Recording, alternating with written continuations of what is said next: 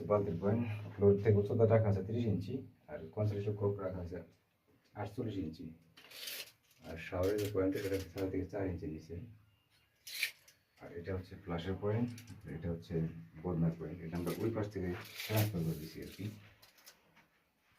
এটা রাখা আছে 31.5 ইঞ্চি সেন্টার।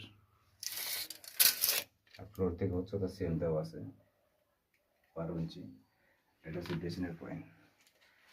এখানেও একটা প্যান হবে, প্যানের পয়েন্ট আমরা দেখাই। সাইড থেকে রাখা আছে 18 ইঞ্চি সেন্টার এবং পিছন থেকে রাখা আছে 10 ইঞ্চি সেন্টার। এখানে শাওয়ারের যে পয়েন্ট আমরা করছি, আমরা এখানে প্যানের এরিয়াটা বাদ রাখছি 31 ইঞ্চি। এখানে এরপরে সে জায়গা পাইছি আমরা 36 ইঞ্চি। আর এখানে কিন্তু ঠিক সেন্টারে মানে এই জায়গায় 36 ইঞ্চির মাঝামাঝি আমি শাওয়ারটা রাখছি আর কি।